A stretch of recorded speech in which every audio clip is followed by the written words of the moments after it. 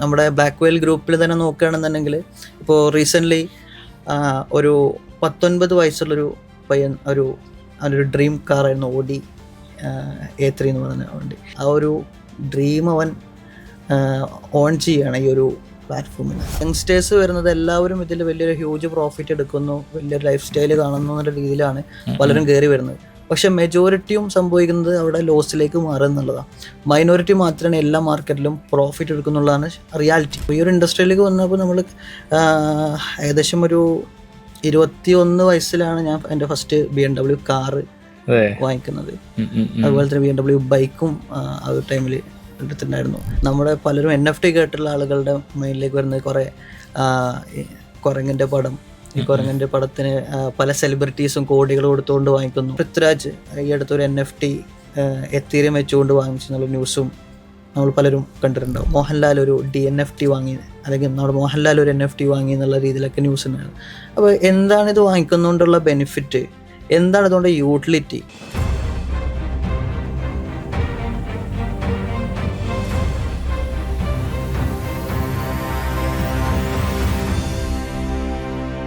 Turning പോയിന്റിൻ്റെ inspiring ആയിട്ടുള്ള ഏറ്റവും പുതിയ എപ്പിസോഡിലേക്ക് എവർക്കും സ്വാഗതം.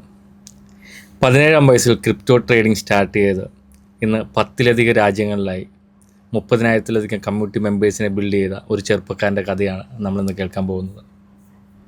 Web3 എക്സ്പേർട്ടും ബ്ലാക്ക് വെയിൽ എന്ന കമ്മ്യൂണിറ്റിയുടെ സ്ഥാപകനുമായിട്ടുള്ള മുഫീദ് ജാഫറാണ് ഇന്ന് ടേണിംഗ് പോയിന്റിൽ അതിഥിയായി എത്തിയിരിക്കുന്നത്. Welcome to turning point. Thank you. ഒത്തിരി ചെറുപ്പക്കാരെ ഇൻസ്പയർ ചെയ്യുന്നൊരു സക്സസ് സ്റ്റോറിയാണ് മുഫീദിൻ്റെത്. ആദ്യമായി മുഫീദിൻ്റെ സ്വദേശം എവിടെയാണ്? സ്വദേശം വരുന്നത് പാലക്കാട് പട്ടാമ്പിയിലാണ്. +1 പഠിക്കുന്ന സമയത്താണ് ഈ ബിറ്റ് കോയിനെ കുറിച്ചിട്ടും ഒക്കെ കേൾക്കുന്നത്.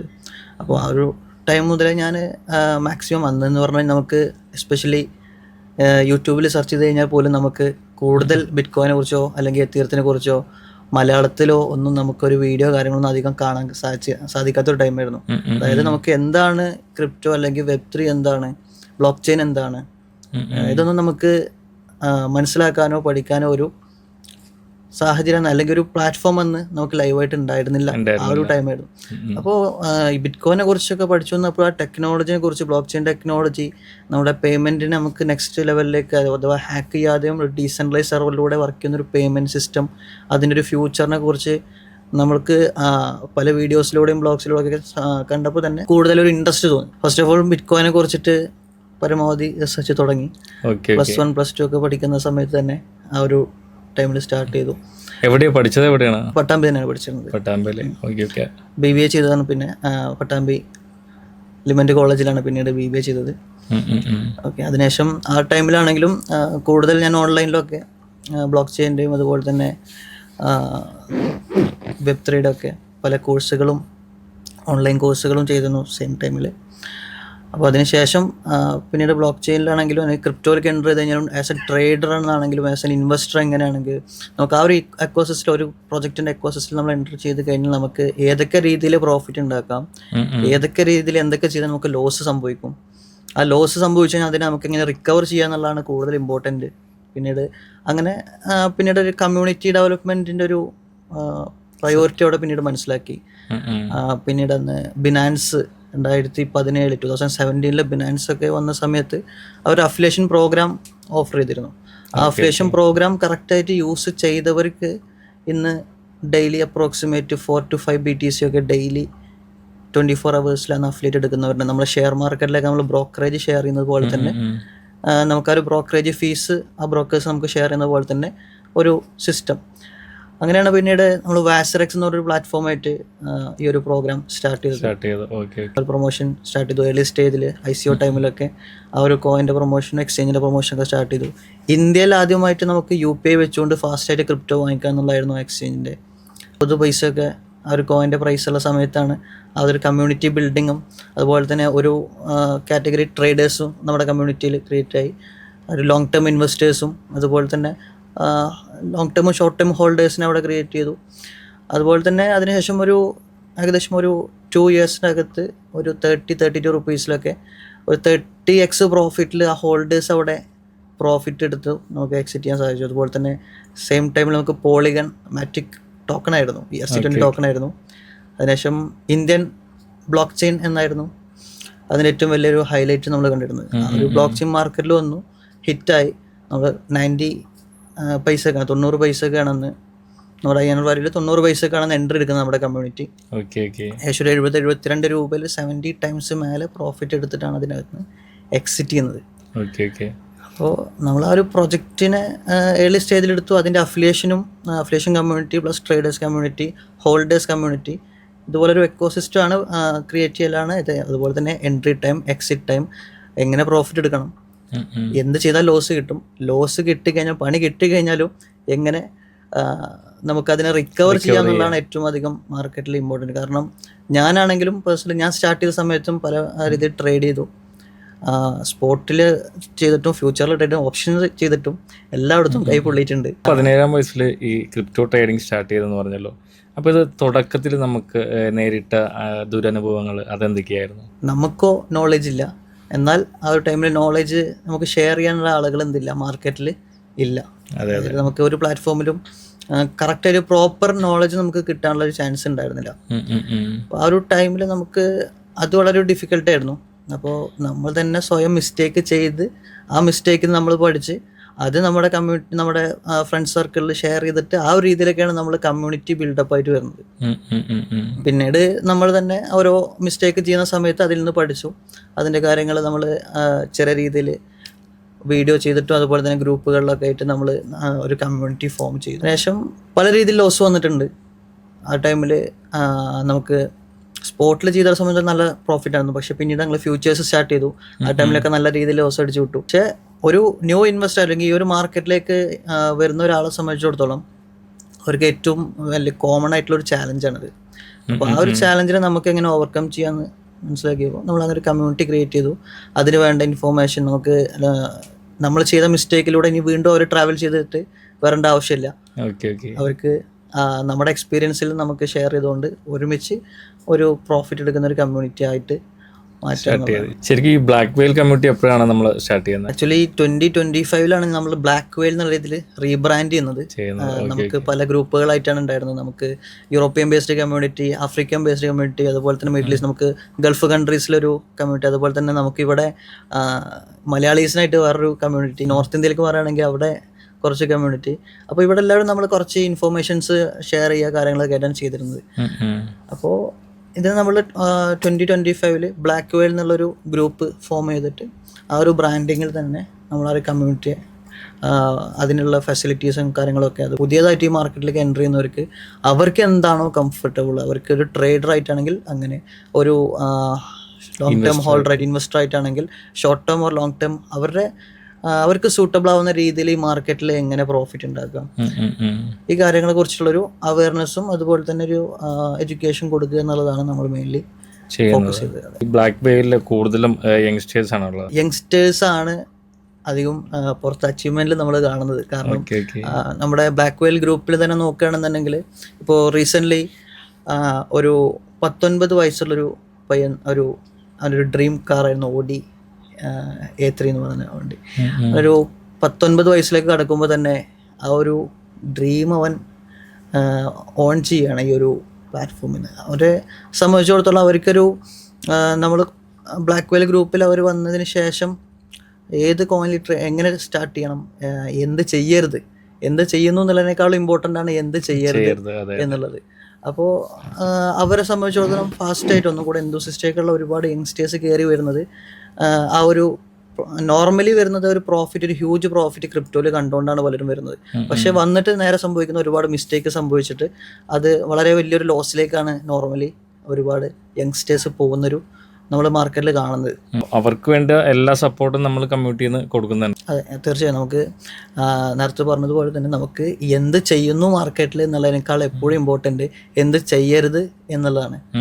കാരണം പ്രോഫിറ്റ് ഉണ്ടാക്കണമെങ്കിൽ നമുക്ക് ഒരുപാട് സ്റ്റെപ്പുകളുണ്ട്. പക്ഷേ ലോസ് അടിച്ച് ലിക്വിഡേറ്റ് ആയി കഴിഞ്ഞാൽ പിന്നെ നമ്മൾ വീണ്ടും പുതിയൊരു ക്യാപിറ്റലാണ് എല്ലാവരും റേസ് ചെയ്യുന്നത്. പക്ഷേ നമുക്ക് എങ്ങനെ നമുക്ക് ഒരു ഹ്യൂജ് റിസ്ക് ഇല്ലാണ്ട് നമുക്കൊരു പ്രോഫിറ്റ് എടുക്കാൻ പറ്റും നമുക്കറിയാം ട്രേഡിംഗ് എന്ന് പറയുന്നത് തന്നെ ഈ മാർക്കറ്റിൽ വളരെ റിസ്ക് ഉള്ളൊരു കാര്യം തന്നെയാണ്. അപ്പോൾ ട്രേഡിങ്ങിലേക്ക് എൻ്റർ ചെയ്യുന്നതിന് മുമ്പേ നമ്മൾ നോർമലി സ്പോട്ടിലോ ഒക്കെ കാര്യങ്ങളൊക്കെ കോയിൻസ് വാങ്ങിച്ചുകൊണ്ട് നമ്മളൊരു പ്രോഫിറ്റ് ക്രിയേറ്റ് ചെയ്തതിന് ശേഷം, പ്രോഫിറ്റ് ജനറേറ്റ് ചെയ്തതിന് ശേഷം മാത്രം ട്രേഡിങ്ങിലേക്ക് എൻ്റർ ചെയ്യുന്നു. അതിൽ തന്നെ നമുക്ക് ബേസിക് ലെവൽ മുതൽ നമ്മൾ സ്റ്റാർട്ട് ചെയ്തിട്ട് ആ ഒരു ട്രേഡിങ്ങിലേക്ക് മാറിക്കഴിഞ്ഞാലും നമ്മുടെ പ്രോഫിറ്റ് വെച്ചുകൊണ്ടാണ് നമ്മളിവിടെ ട്രേഡ് ചെയ്യുന്നത്. ഇപ്പോൾ മുഫീദ് ഇപ്പോൾ ഒരു സക്സസ് ആയിട്ടുള്ള ഒരു 19-കാരൻ്റെ ഒരു കഥയാണ് പറഞ്ഞത്, ഒരു ലക്ഷറി വാഹനം വാങ്ങിയത്. പക്ഷെ ഇതുപോലെ തന്നെ സക്സസിൻ്റെ അപ്പുറത്തും മറ്റൊരു വശമുണ്ട് പരാജയത്തിൻ്റെ. അപ്പം അങ്ങനെ ഇപ്പോൾ ഈ പരാജയപ്പെടുന്നവരോട് എന്താണ്, അല്ലെ അവർക്ക് എന്തൊക്കെ സപ്പോർട്ട് നമ്മൾ കൊടുക്കാറുണ്ട്? ക്രിപ്റ്റോയിൽ നല്ല ഷെയർ മാർക്കറ്റിലാണെങ്കിൽ ഏത് മാർക്കറ്റിലും നമ്മൾ മനസ്സിലാക്കേണ്ട റിയാലിറ്റി എന്താണെന്ന് വെച്ച് കഴിഞ്ഞാൽ, നേരത്തെ പറഞ്ഞ പോലെ യങ്സ്റ്റേഴ്സ് വരുന്നത് എല്ലാവരും ഇതിൽ വലിയൊരു ഹ്യൂജ് പ്രോഫിറ്റ് എടുക്കുന്നു, വലിയൊരു ലൈഫ് സ്റ്റൈൽ കാണുന്നു എന്നുള്ള രീതിയിലാണ് പലരും കയറി വരുന്നത്. പക്ഷെ മെജോറിറ്റിയും സംഭവിക്കുന്നത് അവിടെ ലോസിലേക്ക് മാറുക എന്നുള്ളതാണ്. മൈനോറിറ്റി മാത്രമാണ് എല്ലാ മാർക്കറ്റിലും പ്രോഫിറ്റ് എടുക്കുന്നുള്ളതാണ് റിയാലിറ്റി. ആ മൈനോറിറ്റിയിൽ നമ്മൾ പെടാൻ വേണ്ടിയിട്ട് എന്ത് ചെയ്യണം, എന്ത് ചെയ്യരുത്, അതാണ് അൾട്ടിമേറ്റ്ലി ഇതിൽ നമുക്ക് ചെയ്യാനുള്ളത്. സോ ഈവൻ യങ്സ്റ്റേഴ്സ് ആയിക്കോട്ടെ, വാട്ട് എവർ, അവരെ സംബന്ധിച്ചിടത്തോളം ആ മിസ്റ്റേക്കുകൾ ഒഴിവാക്കിക്കൊണ്ട് നമുക്ക് ചെയ്യേണ്ടതായിട്ടുള്ള കുറച്ച് കാര്യങ്ങളുണ്ട്. നമുക്ക് പേഷ്യൻസ് ബിൽഡ് ചെയ്യണം ഈ മാർക്കറ്റിൽ വന്ന സമയം. അതുപോലെ തന്നെ പല കാര്യങ്ങളും നമുക്ക് ഇമ്പോർട്ടൻ്റ് ആണ്. അവരെ സംബന്ധിച്ച് ലോസ് വന്നവരെ സംബന്ധിച്ചിടത്തോളം നമുക്ക് ബാലൻസ് ചെയ്യാവുന്ന രീതിയിലാക്കിയിട്ട് മാത്രമേ അടുത്തൊരു സ്റ്റെപ്പിലേക്ക് റിസ്ക് എടുക്കാനുള്ള രീതിയിലേക്ക് കൊണ്ടുപോകുള്ളൂ. പിന്നെ അതുപോലെ തന്നെ ഒരു നല്ലൊരു പ്രൊജക്റ്റ് വന്നു കഴിഞ്ഞാൽ നമ്മളതിൻ്റെ ഒരു അഫിലിയേഷൻ, ഇപ്പോൾ ബിനാൻസ് ആണെങ്കിലും നമ്മുടെ വർസറെക്സ് ഒക്കെ ചെയ്തതുപോലെ തന്നെ നമുക്ക് അവിടെ ഒരു ബ്രോക്കർ ഫീസൊക്കെ ഷെയർ ചെയ്യുന്ന രീതിയിലൊരു അഫിലിയേറ്റ് സിസ്റ്റം കൂടെ നമ്മൾ ബിൽഡ് ചെയ്ത് കൊടുക്കുന്നുണ്ട്. അപ്പോൾ അവരെ സംബന്ധിച്ചിടത്തോളം അവർക്ക് ഡിഫറെൻറ്റ് ടൈപ്പിലൂടെ ഇൻകം വരുന്ന സമയത്ത്, അവർക്ക് പ്രോഫിറ്റ് ജനറേറ്റ് ആവുന്ന സമയത്ത്, ഇനി ട്രേഡ് ചെയ്തിട്ട് ലോസ് വന്നു, അവർക്ക് വലിയ രീതിയിൽ എന്തില്ല, അത് ബാധിക്കില്ല. മേ ബി അവർ ഹോൾഡ് ചെയ്ത് കോയിൻ പ്രോഫിറ്റ് ഉണ്ടാവും. ഇനി ഇവിടെ ലോസ് ആയിട്ടുണ്ടെങ്കിൽ അപ്പുറത്ത് അവർക്ക് ഇന്നത്തെ ട്രേഡ് മേ ബി പ്രോഫിറ്റ് ആയിട്ടുണ്ടാവും. അവർ ബാലൻസ് ചെയ്തുകൊണ്ട്, എന്നാൽ വലിയൊരു ലോസ് വരാതെ തന്നെ നമുക്കവിടെ ബാലൻസ് ചെയ്തുകൊണ്ട് കൊണ്ടുപോകാൻ ഒരു ഇക്കോസിസ്റ്റം അല്ലെങ്കിൽ ഒരു പോർട്ട്ഫോളിയോ അവർക്ക് ബാലൻസ് ചെയ്ത് മെയിൻറ്റെയിൻ ചെയ്യാനും അതിനെ ഗ്രാജുവലി നല്ലൊരു പ്രോഫിറ്റിലേക്ക് കൊണ്ടുപോകാനുള്ളൊരു സിസ്റ്റമാണ് നമ്മൾ ചെയ്യുന്നത്. നേരത്തെ ഇപ്പോൾ മുഫീദ് പറഞ്ഞു നമ്മൾ 10-ലധികം രാജ്യങ്ങളുണ്ട്. അത് 10-ലധികം രാജ്യങ്ങൾ ഒരു നിസ്സാര നമ്പറല്ല. അവിടെ തന്നെ 30,000-ലധികം പേരാണ് നമുക്കുള്ളത്, ഇപ്പോൾ കേരളത്തിലാണെങ്കിൽ കൂടി. അപ്പോൾ ഈ ഇത്രയും പേര് നമ്മൾ എങ്ങനെ ഹാൻഡിൽ ചെയ്യുന്നു? ഫസ്റ്റ് ഓഫ് ഓൾ ബ്ലാക്ക് വെയിൽ തന്നെ നമുക്ക് ഡിഫറെൻറ്റ് ഡിവിഷൻസ് ആയിട്ട് നമ്മൾ തിരിച്ചിട്ടുണ്ട്. അതായത് നമുക്ക് 16 ഡയറക്ടേഴ്സ് ഉണ്ട് ഈ ഗ്രൂപ്പിന്. അതുപോലെ തന്നെ ഡിഫറെൻറ്റ് ലാംഗ്വേജസ് കൈകാര്യം ചെയ്യുന്ന ഡയറക്ടേഴ്സാണ് ഓരോരുത്തരും. അതുപോലെ തന്നെ നമുക്ക് ഓൺലൈൻ സോഷ്യൽ മീഡിയ അടക്കം ടെലിഗ്രാമിലാണ് നമ്മൾ മെയിൻലി ഈ കമ്മ്യൂണിറ്റി ഹാൻഡിൽ. ടെലിഗ്രാമിലാണെങ്കിലും വാട്സപ്പ് ഗ്രൂപ്പുകളിലാണെങ്കിലും പല രീതിയിലാണ് നമ്മൾ ഹാൻഡിൽ ചെയ്യുന്നത്. അപ്പോൾ ഡിഫറെൻറ്റ് ലാംഗ്വേജ് സ്റ്റാർട്ടിങ്ങിൽ തന്നെ നമുക്ക്, ഞാൻ നേരത്തെ എൻ്റെ സ്റ്റാർട്ടിങ്ങിൽ പറഞ്ഞതുപോലെ തന്നെ, നമുക്ക് ലാംഗ്വേജ് എന്ന് പറഞ്ഞാൽ നമുക്ക് യൂട്യൂബിലൊന്നും മലയാളത്തിലോ ഹിന്ദിയിലോ ഒന്നും വലിയ രീതിയിൽ വലിയൊരു ഇൻഫർമേഷൻ നമുക്ക് ക്ലിയർ ആയിട്ട് ഒരു ഇൻഫർമേഷൻ കിട്ടില്ലായിരുന്നു. പക്ഷേ പിന്നീട് ഡെവലപ്പ് ചെയ്തിട്ട് എന്ത് ചെയ്തു, നമ്മൾ സൂം പ്ലാറ്റ്ഫോം അടക്കം യൂസ് ചെയ്തുകൊണ്ട് നമുക്ക് ഈ ഒരു ക്രിപ്റ്റോയിലേക്ക് എങ്ങനെ എൻ്റർ ചെയ്യണം എന്നുള്ള കാര്യങ്ങളും, അതുപോലെ തന്നെ എന്താണ് ക്രിപ്റ്റോ, എന്താണ് ഡിജിറ്റൽ അസറ്റ്, ഇത് നമുക്ക് എങ്ങനെ ഇതിനെ ബെനിഫിറ്റ് ആക്കാൻ കഴിയും, എന്താണ് ഇതിലെ ചേഞ്ച്. നോർമലി എല്ലാവർക്കും വരുന്ന ഒരുപാട് പേടി ഉണ്ട് ഈ മാർക്കറ്റിനെ അപ്രോച്ച് ചെയ്യുമ്പോൾ. അപ്പോൾ ഒരു പേടിയെ നമുക്ക് മറികടന്നുകൊണ്ട് അതിൻ്റെ ഒരു സൊല്യൂഷൻ കൊടുത്തുകൊണ്ട് നമുക്ക് എങ്ങനെ ഇതിനെ പ്രോഫിറ്റബിൾ ആക്കാം എന്നുള്ളതാണ്. ഇപ്പോൾ ഏതൊക്കെ രാജ്യങ്ങളാണ്, ഇപ്പോൾ 10ഓളം രാജ്യങ്ങളാണ്, ഏതൊക്കെ രാജ്യങ്ങളാണ് നമ്മളുള്ളത് ഇപ്പോൾ കമ്മ്യൂണിറ്റി? ഇന്ത്യ വിട്ട് കഴിഞ്ഞാൽ പിന്നെ നമുക്ക് നൈജീരിയ, കാമറൂൺ, അതുപോലെ തന്നെ ഗൾഫ് കൺട്രീസിലാണെങ്കിൽ ഒരുവിധം എല്ലാ Gulf, UAE, Kuwait, Saudi, Qatar, Oman, പിന്നെ UK, മോൾഡോവ, പല കൺട്രീസിലും നമുക്ക് ഓൾറെഡി കമ്മ്യൂണിറ്റി ഉണ്ട്. അതായത് നമുക്ക് അവിടുത്തെ ലോക്കൽസും ഉണ്ട്, നമ്മുടെ ആളുകളും അവിടെ ഉണ്ട്. പക്ഷേ നമ്മളെ സംബന്ധിച്ചിടത്തോളം കമ്മ്യൂണിറ്റി വൈഡ് ആവുള്ള റീസൺ വെച്ചാൽ അവർ ആ വന്ന കമ്മ്യൂണിറ്റിക്ക് വന്നിട്ടുള്ള ബെനിഫിറ്റ് ബേസ് ചെയ്തിട്ടാണ് അവരിത് ഷെയറിങ്ങിലേക്ക്, അല്ലെങ്കിൽ ട്രേഡിംഗ് ആണെങ്കിലും സ്റ്റേക്കിംഗ് ആണെങ്കിലും ഹോൾഡിംഗ് ആണെങ്കിലും ഇനി അഫിലിയേഷൻ ആണെങ്കിലും ബെറ്റർ പ്രോഫിറ്റ് കണ്ടതിന് ശേഷം മാത്രമാണ് അവരടുത്തൊരു സ്റ്റെപ്പിലേക്ക് എന്ത് ചെയ്യുള്ളൂ, മൂവ് ചെയ്യുള്ളൂ. 17-ാം വയസ്സിൽ നമ്മൾ ട്രേഡ് സ്റ്റാർട്ട് ചെയ്ത് അതിനുശേഷം നമ്മൾ വേറെ എന്തെങ്കിലും ജോലിക്ക് പോയിട്ടുണ്ടോ? ആക്ച്വലി 17-18 വയസ്സിന് ശേഷം ക്രിപ്റ്റോയിൽ സ്റ്റാർട്ടിങ് സമയത്ത് തന്നെ ഒരുപാട് ലോസുകളും കാര്യങ്ങളൊക്കെ വന്നിട്ടുണ്ട്. സോ അവിടെ ക്യാപിറ്റൽ കാണാൻ വേണ്ടിയിട്ട് പിന്നീട് പല ജോലിക്കും പോയിട്ടുണ്ട്. അതായത് ഷോപ്പിൽ നിൽക്കാനും, അതുപോലെ തന്നെ പിന്നെ നമ്മളൊരു ആപ്പ് ഡെവലപ്പ് ചെയ്തിട്ട് നമ്മൾ food delivery food and groceries delivery ആപ്പൊക്കെ ചെയ്തിരുന്നു. ആ ടൈമിൽ ഡെലിവറി ബോയ് ആയിട്ടും അതുപോലെ തന്നെ പല രീതിയിലും ഒരുവിധം എല്ലാ ജോബുകളും ആ ടൈമിൽ നോക്കിയിട്ടുണ്ട്. കാരണം നമുക്ക് ക്യാപിറ്റൽ റേസ് ചെയ്യണം ആ ടൈമിൽ.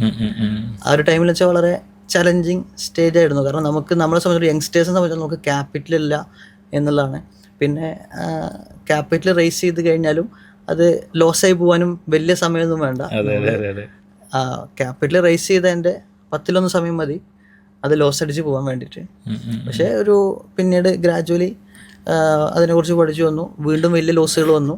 ആ ലോസുകളിൽ വന്നതിലൂടെ നമ്മൾ എന്ത് ചെയ്തു, പഠിച്ചു എങ്ങനെയാണ് ലോസ് വരുന്നത്, എങ്ങനെ റിക്കവർ ചെയ്യണമെന്നും അതുകൊണ്ട് പഠിച്ചു. വലിയ ലോസുകൾ വന്നപ്പോൾ ആ ഒരു വലിയ രീതിയിലേക്ക് എങ്ങനെ റിക്കവർ ചെയ്യണം എന്നുള്ള പ്ലാനുകൾ സ്റ്റാർട്ട് ചെയ്തു. അപ്പോൾ അവിടെ നിന്ന് പുതിയ സ്ട്രാറ്റജീസ് കണ്ടെത്തി.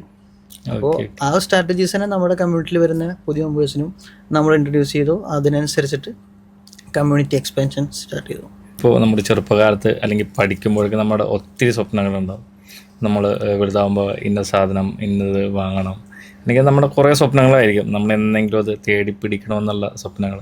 അങ്ങനെ മുഫീദ് കണ്ട സ്വപ്നങ്ങൾ അത് പിൽക്കാലത്ത് നമുക്ക് തേടി അല്ലെങ്കിൽ നമുക്ക് എത്തിപ്പിടിക്കാൻ സാധിച്ചിട്ടുണ്ട്. ഈ ഒരു ഇൻഡസ്ട്രി ഞാൻ ചൂസ് ചെയ്യാൻ തന്നെ മെയിനായിട്ടൊരു reason, first of all passion.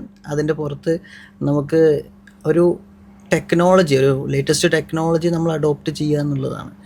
അപ്പോൾ എന്നെ സംബന്ധിച്ചിടത്തോളം ഏതൊരു ചെറുപ്പക്കാർക്കും ഉള്ളതുപോലെ തന്നെ ഒരു BMW അല്ലെങ്കിൽ ഒരു ബെൻസ് കാർ എടുക്കണം എന്ന് തന്നെയായിരുന്നു എൻ്റെയും കുട്ടിക്കാലം മുതലുള്ളൊരു സ്വപ്നം. അപ്പോൾ ഈ ഒരു ഇൻഡസ്ട്രിയിലേക്ക് വന്നപ്പോൾ നമ്മൾ ഏകദേശം ഒരു 21 വയസ്സിലാണ് ഞാൻ എൻ്റെ ഫസ്റ്റ് BMW കാറ് വാങ്ങിക്കുന്നത്. അതുപോലെ തന്നെ BMW ബൈക്കും ആ ഒരു ടൈമിൽ എടുത്തിട്ടുണ്ടായിരുന്നു. അതൊരു ഡ്രീമായിരുന്നു. അപ്പോൾ അതിനുശേഷം പിന്നീട് ഒരു 2 പ്രീമിയം കാറുകൾ എടുത്തു. ഇപ്പോൾ 24 വയസ്സാവുന്നു. ഈ 24 വയസ്സുകാരൻ്റെ കീഴിലാണ് ഈ 10 രാജ്യങ്ങളിലായിട്ട് 30,000-ഓളം പേരുള്ളത്. എന്നെ സംബന്ധിച്ചിടത്തോളം അച്ചീവ്മെൻ്റ് പറഞ്ഞാൽ ഞാനൊരു BMW എടുത്തു എന്നല്ല, എൻ്റെ നമ്മുടെ ബ്ലാക്ക് വെൽ ഗ്രൂപ്പിൻ്റെ കമ്മ്യൂണിറ്റി മെമ്പേഴ്സ് എടുക്കുന്ന ഓരോ അച്ചീവ്മെൻറ്റ്, എസ്പെഷ്യലി യങ്സ്റ്റേഴ്സ് 18, 19, 20 വയസ്സുള്ളവരൊക്കെ അവരുടെ ഡ്രീം അച്ചീവ് ചെയ്യുന്നത് കാണുന്നതാണ് ശരിക്ക് ഞാൻ ഒരു അച്ചീവ്മെൻ്റായിട്ട് കണക്കാക്കുന്നത്. ഇപ്പോൾ ഈ വീഡിയോ കാണുന്നവരെ സംബന്ധിച്ചാണെങ്കിൽ പല സംശയങ്ങളുണ്ട്. ഇപ്പോൾ ഈ ടെക്നിക്കൽ ടേംസുകൾ NFT, ബ്ലോക്ക് ചെയിൻ അല്ലെങ്കിൽ Web3.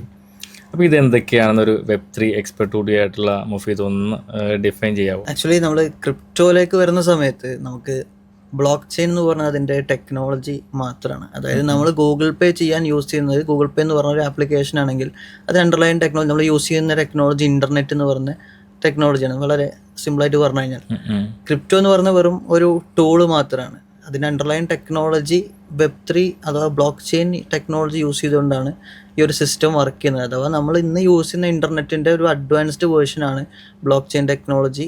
അതായത് നമുക്ക് ഡീസെൻട്രലൈസ് സെർവേഴ്സിൽ വർക്ക് ചെയ്യുന്ന ഒരു സിസ്റ്റം. നമുക്ക് കൂടുതൽ സെക്യൂരിറ്റിയും കൂടുതൽ ഫാസ്റ്റും എഫിഷ്യൻ്റും ആയിട്ട് നമുക്ക് ട്രാൻസാക്ഷൻ അല്ലെങ്കിൽ നമുക്ക് നമ്മുടെ ആക്ടിവിറ്റീസ് ചെയ്യാനുള്ളൊരു അഡ്വാൻസ്ഡ് ഇൻ്റർനെറ്റ് എന്ന് വേണമെങ്കിൽ വിളിക്കാം. സെയിം നമുക്ക് ഇന്ന് ഗൂഗിൾ പേ പോലത്തെ അല്ലെങ്കിൽ നമ്മൾ ബാങ്ക് ട്രാൻസ്ഫേഴ്സും കാര്യങ്ങളൊക്കെ ചെയ്യുന്നതിൻ്റെ ഒരു അഡ്വാൻസ്ഡ് വേർഷൻ എന്ന് വേണമെങ്കിൽ നമുക്ക് സിമ്പിളായിട്ട് ക്രിപ്റ്റോയും വിളിക്കാം. സോ ക്രിപ്റ്റോ എന്ന് പറഞ്ഞാൽ നമ്മുടെ ആളുകളെ സംബന്ധിച്ചിടത്തോളം ഡിജിറ്റൽ അസറ്റ് എന്ന് പറഞ്ഞ സമയത്ത് ക്രിപ്റ്റോ മാത്രമാണ് നമ്മുടെ മെജോറിറ്റി ആളുകൾക്കും പരിചയമുള്ളൂ. പക്ഷേ ക്രിപ്റ്റോ എന്ന് പറയുന്നത് വെറും ഒരു ടൂള് മാത്രം, വെറും $4 ട്രില്യൺ താഴെ മാത്രം മാർക്കറ്റ് ക്യാപ്പുള്ളൊരു ചെറിയൊരു മാർക്കറ്റ് മാത്രമാണ് ശരിക്കും ക്രിപ്റ്റോ എന്ന് പറഞ്ഞത്.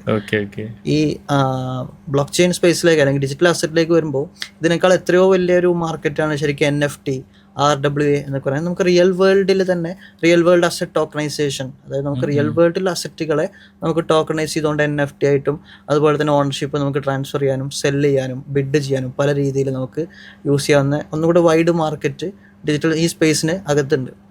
ക്രിപ്റ്റോ എന്ന് പറഞ്ഞാൽ ശരിക്കും വെറും ടൂള് മാത്രമാണ്. അവിടെ നമുക്ക് ട്രാൻസാക്ഷൻ ചെയ്യാനുള്ളൊരു ടൂള് മാത്രമാണ് ക്രിപ്റ്റോ കറൻസി എന്ന് പറയുന്നത്. വളരെ സിമ്പിളായിട്ട് പറഞ്ഞാൽ NFT എന്ന് പറഞ്ഞാൽ നോൺ ഫഞ്ചിബിൾ ടോക്കൺ. നമുക്ക് ഡിഫറെൻറ്റ് കാര്യങ്ങൾ അതിനകത്ത് റിയൽ എസ്റ്റേറ്റ് ആണെങ്കിലും ഇനി വരാൻ പോകുന്ന ഫിലിം ഇൻഡസ്ട്രിയിലാണെങ്കിലും പല ഇൻഡസ്ട്രിയിലും വളരെയധികം ചേഞ്ചസ്, റെവല്യൂഷൻ സൃഷ്ടിക്കാൻ പറ്റുന്ന ടെക്നോളജീസാണ് ശരിക്കും NFT ആണെങ്കിലും RWA എന്നൊക്കെ പറയുന്നത്. മാർക്കറ്റിൽ ഓൾറെഡി വന്ന് പല സ്ഥലത്തും പല കൺട്രീസിലും അത് ഓൾറെഡി അഡോപ്റ്റ് ചെയ്ത് കഴിഞ്ഞു. ഒരു 7 വർഷം മുമ്പ് നമ്മൾ ക്രിപ്റ്റോനെ എങ്ങനെയാണോ കണ്ടിരുന്നത്, എന്നാൽ ഇന്ന് ക്രിപ്റ്റോ എന്നുള്ള ടേം അല്ലെങ്കിൽ ബിറ്റ് കോയിൻ എന്നുള്ള ടേം എങ്കിലും പലർക്കും ഫെമിലിയർ ആണ്.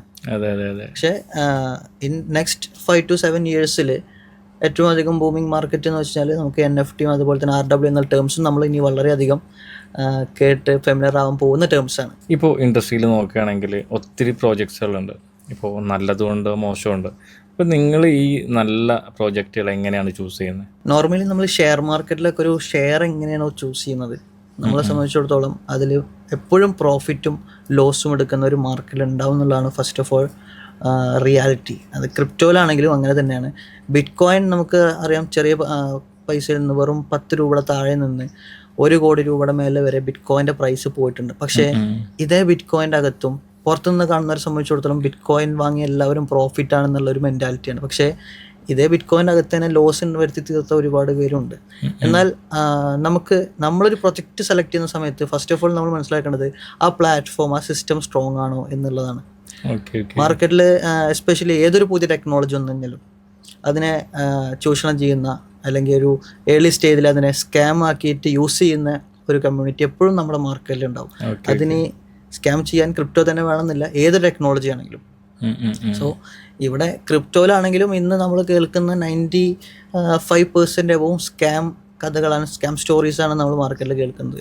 ഫോർ എക്സാമ്പിൾ ഇപ്പോൾ USDT എന്ന് പറയുന്നത് ഒരു സ്റ്റേബിൾ ക്രിപ്റ്റോ കറൻസിയാണ്. നമുക്ക് പല കാര്യങ്ങൾക്കും അഡ്വാൻറ്റേജ് ആയിട്ട് യൂസ് ചെയ്യാൻ പറ്റുന്ന ഒരു ടെക്നോളജി അഥവാ ഒരു ടൂളാണ് USDT എന്ന് പറയുന്നത്.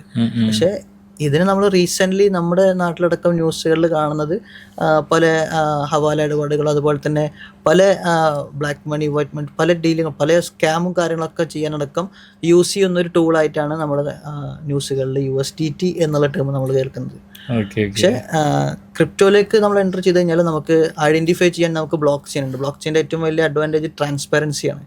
അതായത് നമുക്ക് ഏതൊരു പ്രൊജക്റ്റിനെയും നമുക്ക് ഡെപ്തിൽ എന്ത് ചെയ്യാം, അനലൈസ് ചെയ്യാം. ബ്ലോക്ക് ചെയിൻ ടെക്നോളജി ഉള്ളതുകൊണ്ട് തന്നെ നമുക്ക് വളരെ ഈസി ആയിട്ട് ഏത് നെറ്റ്വർക്കിലാണ് അത് വർക്ക് ചെയ്യുന്നത്, ആ പ്രൊജക്റ്റ് നമുക്ക് എങ്ങനെയാണ് അതിൻ്റെ പ്രൊജക്റ്റ് കൊണ്ടുവരാൻ ഉദ്ദേശിക്കുന്നത്, അവർ പറയുന്ന കാര്യങ്ങൾ, ആ പ്രൊജക്റ്റിൽ വന്നിട്ടുള്ള കാര്യങ്ങൾ ട്രൂ ആണോ അതോ മേഡപ്പ് തിങ്സ് ആണോ എന്നുള്ള കാര്യങ്ങളൊക്കെ നമുക്കവിടെ ബ്ലോക്ക് ചെയിനിൽ തന്നെ ചെക്ക് ചെയ്യാനുള്ള ഫെസിലിറ്റീസ് ഉണ്ട്. സോ നമ്മളെ സംബന്ധിച്ചിടത്തോളം പ്ലസ് ഇതിൻ്റെ കൂടെ തന്നെ ഒരു ബ്ലോക്ക് ചെയിൻ സ്ട്രോങ് ആണോ അതിൻ്റെ ഡെപ്തിലേക്ക് നമുക്ക് അനലൈസ് ചെയ്യാനുള്ള ടീമും നമുക്കുണ്ട്. അതുപോലെ തന്നെ നമ്മൾ അതിൻ്റെ നോളജും ഷെയർ ചെയ്യുന്നുണ്ട് നമ്മുടെ കമ്മ്യൂണിറ്റിയിൽ. അതുകൊണ്ട് തന്നെ പല ആളുകളും പല സ്ഥലത്തും കൊണ്ടിട്ട് ഇൻവെസ്റ്റ് ചെയ്തിട്ട് ലോസ് അടിക്കുന്ന സ്ഥലത്ത് നമ്മൾ എന്തുകൊണ്ട് അത്തരം സ്ഥലങ്ങളിൽ ഇൻവെസ്റ്റ് ചെയ്യരുത്, എവിടെ നമ്മൾ ഇൻവെസ്റ്റ് ചെയ്യണം, മാർക്കറ്റ് ടു മാർക്കറ്റ് എങ്ങനെ ട്രേഡ് എടുക്കുന്നത്. പലരും ഫണ്ട് കളക്ട് ചെയ്യാൻ വേണ്ടി മാത്രം പല കമ്പനീസ് USDT യൂസ് ചെയ്യുന്നുണ്ട്. പല കാര്യങ്ങളും നമ്മുടെ മാർക്കറ്റിൽ സംഭവിക്കുന്നുണ്ട്. എങ്ങനെ അതിനെ ഐഡൻറ്റിഫൈ ചെയ്യണം? ക്രിപ്റ്റോയിലേക്ക് വന്നു കഴിഞ്ഞാൽ വളരെ സിമ്പിളായിട്ട് പറയുമെങ്കിൽ ഒരു 500 രൂപയുടെ നോട്ട് നമ്മുടെ കയ്യിൽ തന്നു കഴിഞ്ഞാൽ ഇതിൽ ജെന്യുവിനും ഫേക്കും എങ്ങനെ ഐഡൻറ്റിഫൈ ചെയ്യാമെന്ന് പറയുന്നത് പോലെ തന്നെ ക്രിപ്റ്റോയിൽ നമ്മൾ എൻ്റർ ചെയ്യുന്ന സമയത്ത് നമുക്ക് ജെന്യുവിൻ ഏതാ ഫേക്ക് ഏതാ എന്ന് ഐഡൻറ്റിഫൈ ചെയ്യാനുള്ള നോളജ് വളരെ ഇമ്പോർട്ടൻ്റാണ്.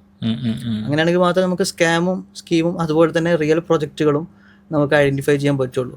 പ്ലസ് അവരെ പ്രൊജക്റ്റുകൾ മാർക്കറ്റിൽ ഹിറ്റാവാൻ കപ്പാസിറ്റി ഉള്ള പ്രൊജക്റ്റുകൾ വേണം. അവർ ബ്ലോക്ക് ചെയിൻ ഏരിയ സ്ട്രോങ് ആവണം. അങ്ങനെ കുറേ കാര്യങ്ങൾ നമുക്ക് ചെക്ക് ചെയ്യാം. അതിനെ കുറിച്ചിട്ട് നമുക്ക് വളരെ ഇമ്പോർട്ടൻ്റ് ആണ് ഇന്നത്തെ ടൈമിൽ. നിലവിൽ നമ്മൾ എന്ത് പ്രോജക്റ്റാണ് വർക്ക് ചെയ്യുന്നത്? നമ്മൾ ഓൾറെഡി ഇപ്പോൾ മെയിൻലി ഫോക്കസ് ചെയ്യുന്നത് NFTs ആൻഡ് RWA. ഈ NFT എന്ന് പറയുന്ന ടേം കേൾക്കുമ്പോഴും നമ്മുടെ പലരും NFT കേട്ടുള്ള ആളുകളുടെ മൈൻഡിലേക്ക് വരുന്നത് കുറേ കുരങ്ങൻ്റെ പടം, ഈ കുരങ്ങൻ്റെ പടത്തിന് പല സെലിബ്രിറ്റീസും കോടികൾ കൊടുത്തുകൊണ്ട് വാങ്ങിക്കുന്നു. ഇതൊക്കെയാണ് നമ്മുടെ മാർക്കറ്റിൽ കേട്ടിട്ടുള്ളത്. അതെന്താണ് അതിൻ്റെ ലോജിക്ക് എന്നോ അല്ലെങ്കിൽ എന്തിനാണത് വാങ്ങിക്കുന്നതെന്നോ എന്താണ് അതുകൊണ്ടുള്ള ഉപയോഗമെന്നോ എന്താണ് അതുകൊണ്ടുള്ള പ്രോഫിറ്റ് എന്നോ ഒന്നും മെജോറിറ്റി ആളുകൾക്കും അറിയില്ല. നമ്മൾ റീസെൻ്റ്ലി നമ്മുടെ ഫിലിം ഇൻഡസ്ട്രിയിൽ തന്നെ ദുൽഖർ സൽമാൻ്റെ ഒരു മൂവി ഉണ്ടായിരുന്നു, കുറുപ്പ് എന്ന് പറഞ്ഞൊരു മൂവി. അതിൻ്റെ NFT സെല് ചെയ്യുന്നതായിട്ട് നല്ലൊരു ഹൈപ്പ് ഉണ്ടായിരുന്നു. ആ ന്യൂസ് വളരെയധികം പോപ്പുലർ ആയിരുന്നു ഒരു സമയത്ത്.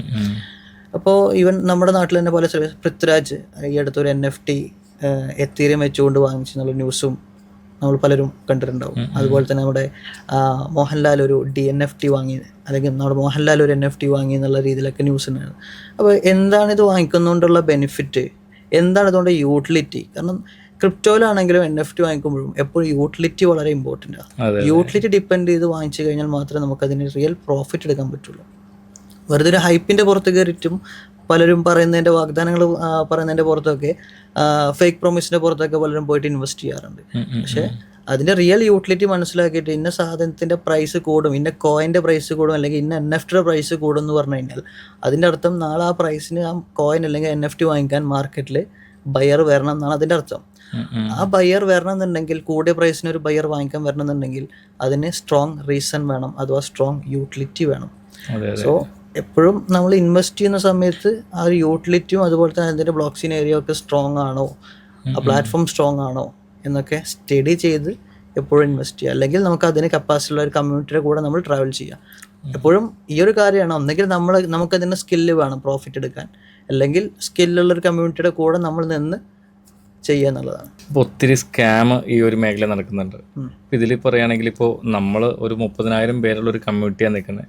അപ്പോൾ ഇങ്ങനെ ഒത്തിരി സ്കാമുകൾ പുറത്ത് നടക്കുന്നുണ്ട്. അപ്പോൾ ഇതിനെ എങ്ങനെയാണ് നമ്മൾ ഓവർകം ചെയ്യുന്നത്? ഫസ്റ്റ് ഓഫ് ഓൾ നമ്മൾ നമ്മുടെ കമ്മ്യൂണിറ്റിയിൽ എൻ്റർ ചെയ്യുമ്പോൾ തന്നെ നമ്മൾ സൂമിലാണെങ്കിലും അതുപോലെ തന്നെ പല പ്രോഗ്രാംസിലും ഗ്രൂപ്പുകളിലൊക്കെ നമ്മൾ ഡിസ്കസ് ചെയ്യുന്നത് തന്നെ എന്തിൽ നമ്മൾ ഇൻവെസ്റ്റ് ചെയ്യരുത് എന്നുള്ളതാണ് ഫസ്റ്റ്.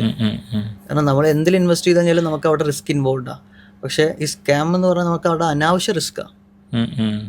ആ റിസ്കിനെ നമ്മൾ എങ്ങനെ ഒഴിവാക്കണം, എങ്ങനെ നമുക്ക് സ്കാമിനെ ഐഡൻറ്റിഫൈ ചെയ്യണം, എന്തുകൊണ്ട് നമ്മളൊരു പ്രൊജക്റ്റ് സെലക്ട് ചെയ്യുമ്പോൾ എന്തുകൊണ്ട് ഇത് സക്സസ് ആവും, അല്ലെങ്കിൽ ഇതിന് നമുക്ക് ലോസ് വന്നാലും എങ്ങനെ നമുക്ക് ഓവർകം ചെയ്യാൻ പറ്റും, എങ്ങനെ ബാലൻസ് ചെയ്യാൻ പറ്റും, ഇതിനെ സ്ട്രോങ് ആയിട്ടുള്ളൊരു സ്റ്റഡിക്ക് ശേഷം മാത്രമേ നമ്മൾ എന്ത് ചെയ്യുള്ളൂ നെക്സ്റ്റ് ആ ഒരു പ്രൊജക്റ്റിലേക്ക് എൻ്റർ ചെയ്യുള്ളൂ. നമ്മുടെ കമ്മ്യൂണിറ്റി ആണെങ്കിലും പലരും മേ ബി പല പ്രൊജക്റ്റിലും ഇൻവെസ്റ്റ് ചെയ്തിട്ട് ലോസ് വന്നതിന് ശേഷം നമ്മുടെ കമ്മ്യൂണിറ്റിയിൽ എൻ്റർ ആയവരുണ്ട്. കാരണം പിന്നീടാണ് അവരെന്ത് ചെയ്യണത്, റിയലൈസ് ചെയ്യണത് ഇത്രയും കാലം ചെയ്തത് റോങ് ആയിരുന്നു, ഇതിനെ ഈ രീതിയിൽ ചെയ്താൽ പ്രോഫിറ്റ് ആക്കാമായിരുന്നു എന്നുള്ള കാര്യങ്ങൾ റിയലൈസ് ചെയ്യുന്നത്. നമ്മൾ പല ലാംഗ്വേജിലും മൾട്ടി ലാംഗ്വേജിലും നമ്മൾ എന്ത് ചെയ്യാറുണ്ട്, ബേസിക് ട്രെയിനിങ്സ് ആണെങ്കിലും കമ്മ്യൂണിറ്റി ഓൺലൈനും ഓഫ്ലൈൻ പ്രോഗ്രാംസും നമ്മൾ ചെയ്യാറുണ്ട്. ഇവിടെ നമ്മൾ സൗത്ത് ഇന്ത്യയിൽ തന്നെ ഇപ്പോൾ റീസെൻ്റ്ലി കോയമ്പത്തൂർ നമ്മൾ ഏകദേശം 2,000+ ടിക്കറ്റ്സാണ് നമ്മൾ ഇഷ്യൂ ചെയ്തത്. പക്ഷേ 2,700+ മെമ്പേഴ്സ് അവിടെ എത്തി. നമ്മൾ പല ഈവൻസും ഇവിടെ ആണെങ്കിലും ഇപ്പോൾ റീസെൻ്റ്ലി ദുബായ് എക്സ്പോയിലും പാർട്ടിസിപ്പേറ്റ് ചെയ്തു, സ്വിറ്റ്സർലാൻഡ് എക്സ്പോയിൽ പാർട്ടിസിപ്പേറ്റ് ചെയ്തിരുന്നു. അതുപോലെ തന്നെ കേരളത്തിൽ നടക്കുന്ന എക്സ്പോ ക്രിപ്റ്റോ കോൺക്ലേവിലും ഒക്കെ പാർട്ടിസിപ്പേറ്റ് ചെയ്യാറുണ്ട്. സോ നമ്മൾ ആ ഒരു കമ്മ്യൂണിറ്റി എപ്പോഴും എഡ്യൂക്കേറ്റ് ചെയ്യുക എന്നുള്ളത് വളരെ ഇമ്പോർട്ടൻ്റ് ആണ്. ഇനി എന്തൊക്കെയാണ് മൊഫീദിൻ്റെ കമ്മ്യൂണിറ്റിയുടെയും ഫ്യൂച്ചർ പ്ലാൻസ്? ഇപ്പോഴും ഈ ഒരു സ്പേസിലേക്ക് എൻ്റർ ചെയ്യുന്നവരെ സംബന്ധിച്ചിടത്തോളം എല്ലാവരും വരുന്നത് ഒരു പ്രോഫിറ്റ് ക്രിയേറ്റ് ചെയ്യാൻ വേണ്ടിയിട്ടാണ്. സോ അവർക്ക് എങ്ങനെ ഒരു മാനേജ് ചെയ്തിട്ട്, അല്ലെങ്കിൽ എസ്പെഷ്യലി യങ്സ്റ്റേഴ്സിനാണെങ്കിലും എല്ലാവർക്കും, എല്ലാ കാറ്റഗറി ആളുകൾക്കും എങ്ങനെ ഈ ഒരു ഇൻഡസ്ട്രിയിൽ നിന്ന് അല്ലെങ്കിൽ ഈ ഒരു മേഖലയിലേക്ക് വന്നുകൊണ്ട്, ഡിജിറ്റൽ സ്പേസിലേക്ക് വന്നുകൊണ്ട് എങ്ങനെ അവർക്ക് പ്രോഫിറ്റ് ജനറേറ്റ് ചെയ്യാൻ പറ്റും. അതായത് നമുക്ക് റിസ്ക് എല്ലായിടത്തും ഇൻവോൾവ് ആണ്, പക്ഷേ അനാവശ്യ റിസ്ക് എടുക്കാതെ നമുക്ക് ആ റിസ്കിനെ മാനേജ് ചെയ്യുക എന്നുള്ളതാണ് ഇമ്പോർട്ടൻറ്റ്. ആ റിസ്കിനെ മാനേജ് ചെയ്യാനും റിസ്ക് മാനേജ്മെൻ്റ് ആണെങ്കിലും അതുപോലെ തന്നെ നമുക്കൊരു നല്ലൊരു പ്രോഫിറ്റിലേക്കും, അതുപോലെ തന്നെ അതിനെ നമുക്ക് കോമ്പൗണ്ട് ചെയ്തുകൊണ്ട് നല്ലൊരു പ്രോഫിറ്റിലേക്കും. നമ്മുടെ കമ്മ്യൂണിറ്റിയിൽ വന്ന എല്ലാവരും വലിയ ക്യാപിറ്റൽ വെച്ച് വരുന്നവരൊന്നല്ല, എസ്പെഷ്യലി യങ്സ്റ്റേഴ്സ്. അവരെ സംബന്ധിച്ചിടത്തോളം അവർക്ക് വന്നതിന് ശേഷം കാര്യങ്ങൾ പഠിച്ചു, അതുപോലെ തന്നെ അവർ വന്ന പ്രോഫിറ്റും ആ പ്രോഫിറ്റിനെ അവർ കോമ്പൗണ്ട് ചെയ്തുകൊണ്ടും, അതുപോലെ തന്നെ ഇതിനകത്ത് തന്നെ ട്രേഡും സ്റ്റേക്കും ഹോൾഡിങ്ങും അഫിലിയേഷനും എല്ലാ ആക്ടിവിറ്റീസും ടുഗെദർ ചെയ്തുകൊണ്ട് ഇത് ഈ എക്കോസിസ്റ്റം ഒരു ഭാഗമായി നിന്നുകൊണ്ട് ഒരു പ്രോഫിറ്റ് കോമ്പൗണ്ട് ചെയ്തെടുത്തുകൊണ്ട് ക്രിയേറ്റ് ചെയ്യുന്ന അസറ്റുകളും അതുപോലെ തന്നെ ലൈഫ് സ്റ്റൈലുമാണ് ശരിക്ക് നമ്മൾ കാണുന്നത്.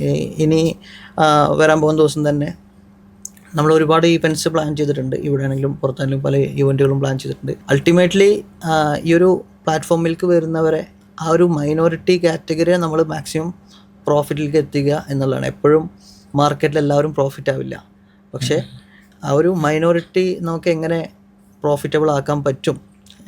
നമ്മുടെ കമ്മ്യൂണിറ്റിയിൽ നോക്കുകയാണെങ്കിൽ 2007, 2005 അതിനൊക്കെ മുമ്പ് എക്സ്പീരിയൻസ് ഉള്ള ഇന്ത്യൻ മാർക്കറ്റ് ട്രേഡേഴ്സും അതുപോലെ തന്നെ ഫോറക്സിൽ ട്രേഡ് ചെയ്യുന്നവരും ക്രിപ്റ്റോ NFT എല്ലാ യൂസേഴ്സും ഉണ്ട്. സോ നമ്മൾ ഓൾ ടുഗെദർ നെക്സ്റ്റ് ഒരു ലെവലിലേക്ക് പ്ലാൻ ചെയ്യുന്നത്. ഇനി നെക്സ്റ്റ് ലെവലിൽ 2026 നമുക്ക് ഈ 30,000 എന്നുള്ളത് ഒരു മോർ നമ്പേഴ്സ് ആക്കിയിട്ട് ഒരു 1 lakh എന്നുള്ള രീതിയിലേക്കും, നമുക്ക് ഒന്നുകൂടെ എക്സ്പാൻഷൻ എന്നുള്ള രീതിയിലേക്ക് നമുക്കൊരു 10 കൺട്രീസിൽ നിന്ന് മാറി ഒരു 20-25 കൺട്രീസിലേക്കാണ് നമ്മൾ എന്ത് ചെയ്യുന്നത്, പ്ലാൻ ചെയ്യുന്നത്. അതുപോലെ തന്നെ എക്സിസ്റ്റിംഗ് കമ്മ്യൂണിറ്റി മെമ്പേഴ്സിനാണെങ്കിലും ന്യൂ വരുന്ന കമ്മ്യൂണിറ്റി മെമ്പേഴ്സിനാണെങ്കിലും അവരുടെ ലൈഫിൽ ഒരു ബെറ്റർ പ്രോഫിറ്റ്, അവർക്കൊരു ബെനിഫിറ്റ് ഈ ഇൻഡസ്ട്രിയിൽ നിന്ന് ക്രിയേറ്റ് ചെയ്യാം. അതുപോലെ തന്നെ ഒരു ബെറ്റർ ലൈഫ് സ്റ്റൈൽ അപ്ഗ്രേഡ് ചെയ്യാം. ആ ഒരു രീതിയിലേക്കാണ് നമ്മൾ സിസ്റ്റം പ്ലാൻ ചെയ്യുന്നത്.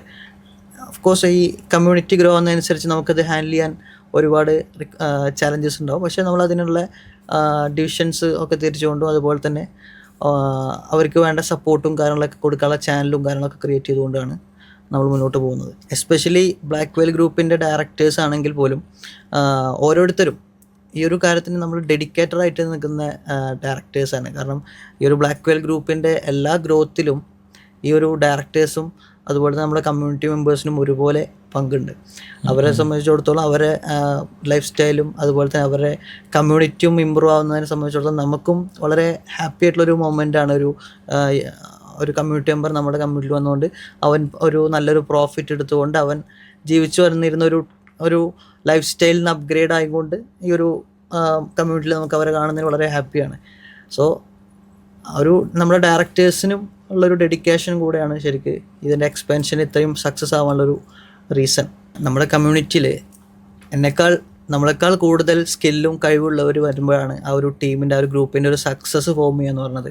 നമ്മുടെ ഡയറക്ടേഴ്സ് ആണെങ്കിലും എല്ലാവരും നല്ല സ്ട്രോങ് ഡെഡിക്കേറ്റഡ് ആയിട്ടും അതുപോലെ നമ്മുടെ കമ്മ്യൂണിറ്റിയിൽ വന്നിട്ടുള്ള മെമ്പേഴ്സ് ആണെങ്കിലും അവരവരുടേതായ സ്കിൽസ് എല്ലാവർക്കും ഉണ്ട്. സോ അത് ഷെയർ ചെയ്യുന്ന സമയത്താണെങ്കിലും ആ ഒരു കോർഡിനേഷനിലാണ് ഈ ഒരു എക്സ്പാൻഷനും ഈ ഒരു കമ്മ്യൂണിറ്റിയുടെ ഗ്രോത്തും സക്സസ്സിലേക്കും മാറി വന്നിട്ടുള്ളത്. ഇപ്പോൾ ഈ ഒരു പോഡ്കാസ്റ്റിൽ നിന്ന് മനസ്സിലായെന്ന് വെച്ചിട്ടുണ്ടെങ്കിൽ നിങ്ങൾ ഒരു 30,000 പേരെ മാത്രമല്ല അതിലധികം പേർക്ക് പ്രോഫിറ്റ് ഉണ്ടാക്കി കൊടുക്കുക, അവരെ സപ്പോർട്ട് ചെയ്യുക, അവരെ പിന്തുണക്കുക എന്നുള്ള രീതിയിലാണ്.